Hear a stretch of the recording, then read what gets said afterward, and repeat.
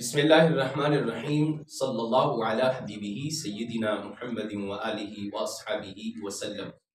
ایک دوست نے ہم سے واٹس ایپ پر سوال کیا کہ نمازی کے آگے سے گزرنا کیسا ہے؟ آیا کہ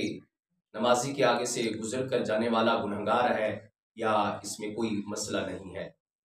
تو میرے پیارے بھائی، اس کا جواب جو آسن جواب ہے حدیث کی روشنی میں، اس سے پہلے میں یہ عرض کرتا چلوں کہ ہمیں نمازی کو اور نماز پڑھنے والے کو مسجد میں جانا کا کچھ انتظام اور احتیاط کرنا ضروری ہوگی۔ سب سے پہلے نمازی جو نماز پڑھ رہا ہے اس کو چاہیے کہ وہ مسجد کے ایک کونے پہ کھڑے ہو کر نماز پڑھے، مسجد کے دروازے پر نہ پڑھے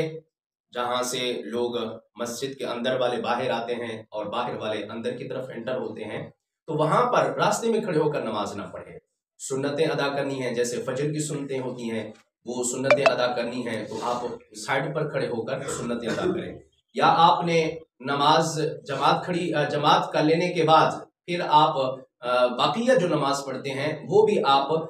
ایک سائڈ پر کھڑے ہو کر پڑھیں۔ آخری صف میں بھی نہ پڑھیں، بالکل آخری صف میں چلے جاتے ہیں، جس سے نماز پہلے پڑھنے والے کو اور پھر جانا ہوتا ہے، اس کے لیے مشکل ہوتی ہے، آپ کے آگے سے پھر گزر کے اس کو جانا پڑتا ہے۔ تو یہ چیزیں ہیں جو آپ نے ذہن میں رکھنی ہے نماز پڑھنے والے کی۔ اور جہاں تک تعلق ہے کہ نماز پڑھ رہا ہے تو اس کے آگے سے گزرنے کے حوالے سے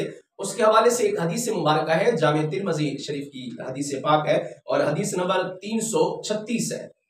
جس کے اندر اللہ کے رسول صلی اللہ علیہ وآلہ وسلم ارشاد فرماتے ہیں: لو یعلم المار بین یدی المصلی ماذا علیہ لکان ان یقف 40 خیر له من ان یمر بین یدیہ او کما قال۔ اللہ کے رسول صلی اللہ علیہ وآلہ وسلم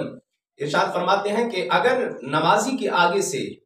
گزر کر جانے والے کو اس عمل کے کرنے اور اس فعل کو کرنے کے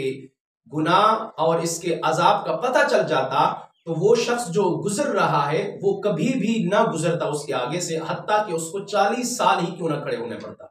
یعنی 40 سال بھی اس کو اس جگہ پر نمازی کے سلام پھیرنے تک کا انتظار کرنا پڑتا تو کرتا، ٹھیک ہے جی، اگر اس کو اس نمازی کے آگے سے گزر جانے کے عذاب کا پتہ چل جاتا۔ تو اس حدیث سے پتہ یہ چلتا ہے کہ نمازی کے آگے سے گزر جانا بہت بڑا گناہ ہے اور اس سے اللہ تعالیٰ کی ناراضگی ہوتی ہے، لہٰذا ہمیں چاہیے کہ ہم تھوڑی دیر کے لیے صبر کر لیں، 2 منٹ 3 منٹ 4 منٹ کے لیے، تاکہ وہ نمازی سلام پھیر لے۔ یا دوسری صورت یہ ہے کہ آپ کے قریب اگر کوئی شخص جس نے نماز پڑھی ہوئی ہے لیکن اس کو جلدی نہیں ہے، آپ اس کو اٹھا کر اس نمازی کے آگے بٹھا دیں، ٹھیک ہے جی، آگے بٹھانے کے بعد پھر آپ وہ بیٹھے ہوئے شخص کے آگے سے گزر کر آپ مسجد سے باہر جا سکتے ہیں۔